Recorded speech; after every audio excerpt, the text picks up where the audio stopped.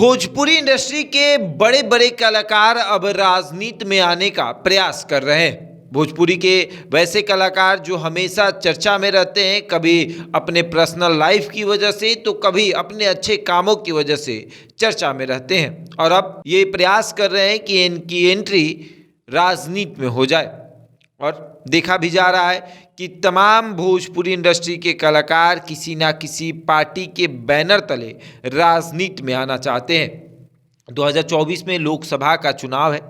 ऐसे में तमाम राजनेता अपनी अपनी कमर कस रहे हैं, अपने आप को मजबूत कर रहे हैं, और कई ऐसे राजनेता हैं जो प्रयास कर रहे हैं कि उनको पार्टी की तरफ से टिकट दे दी जाए ताकि वो लोकसभा का चुनाव लड़ सके। और ऐसे में ये भी देखा जा रहा है कि भोजपुरी इंडस्ट्री के भी ऐसे कलाकार हैं जो प्रयास कर रहे हैं कि उनको भी टिकट दे दिया जाए, चाहे कैसे भी दिया जाए। वो भी तमाम राजनीतिक पार्टियों के दरवाजों को खटखटा रहे हैं। और देखा भी गया, भोजपुरी इंडस्ट्री के 3-4 ऐसे कलाकार हैं जो सदन में बैठे हुए हैं, चाहे आप मनोज तिवारी की बात कर ले, या फिर आप रवि किशन की बात कर ले, या फिर निरहुआ की बात कर ले।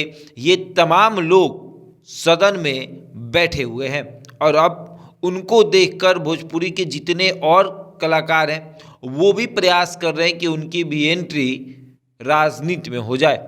और इस कड़ी में पवन सिंह आ रहे हैं, गुंजन सिंह हैं, और हाल में भी अक्षरा सिंह ने एक पार्टी को ज्वाइन करके ये दिखा दिया कि मैं भी राजनीति में आ चुकी हूँ। जी हाँ, प्रशांत किशोर की जो पार्टी है, पार्टी कहें या फिर प्रशांत किशोर तो कहते नहीं कि वो पार्टी है, वो कहते हैं कि ये एक संगठन है, और उसी की अक्षरा सिंह ने सदस्यता ली। हालांकि अक्षरा सिंह का मानना है कि वो प्रशांत किशोर के द्वारा किए गए कामों से बहुत खुश है, और इसी मामले में जब मनोज तिवारी से बातचीत की गई थी तो उन्होंने कहा था कि नहीं, वो प्रशांत किशोर के साथ नहीं है, वो भाजपा में ही है। हमारी बात हुई थी अक्षरा सिंह से, अक्षरा सिंह भाजपा में ही है। और अब देखा जा रहा है कि पवन सिंह, गुंजन सिंह हो या फिर अक्षरा सिंह हो, तमाम लोगों की राजनीति में एंट्री हो रही है। ये लोग प्रयास कर रहे हैं कि ये लोग लोकसभा का चुनाव लड़े। हालांकि भोजपुरी के सबसे बड़े राइटर माने जाते हैं विनय बिहारी, और विनय बिहारी राजनीति में बहुत पहले कदम रख चुके हैं, और वो विधानसभा तक ही अपने आप को सीमित कर रख चुके हैं। उनका मानना है कि भैया उतना बड़ा सपना मत देखिए, पहले विधानसभा आइए फिर लोकसभा चलेंगे।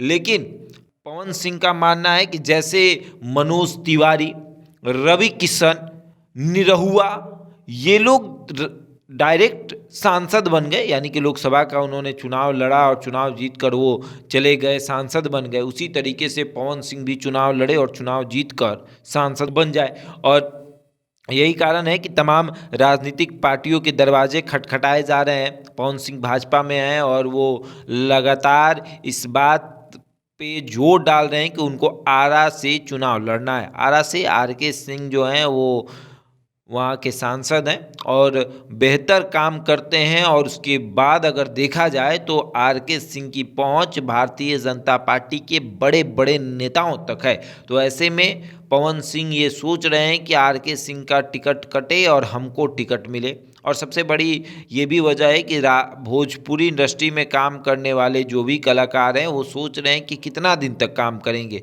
सांसद बन जाएंगे, उसके बाद सदन में जाएंगे, काम करेंगे, नेता बन जाएंगे और फिर आगे बढ़ेंगे।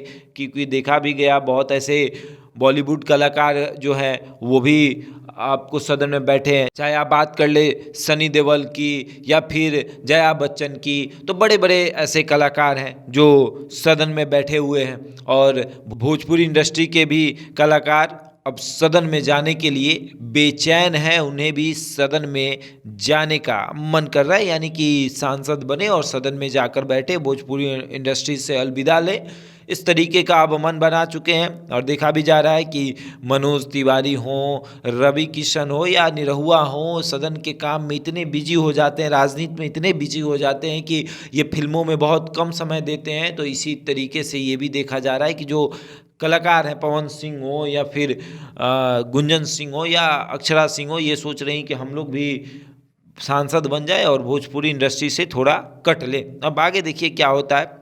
फिलहाल इस खबर में इतना ही। बने रहे हमारे साथ और देखते रहे द बिहारी टॉप। और सबसे बड़ी बात कि अगर आपने हमारे चैनल को अभी तक सब्सक्राइब नहीं किया है तो जल्द से जल्द सब्सक्राइब करें और फेसबुक को फॉलो करें और इस वीडियो को ज़्यादा से ज़्यादा शेयर करें। धन्यवाद।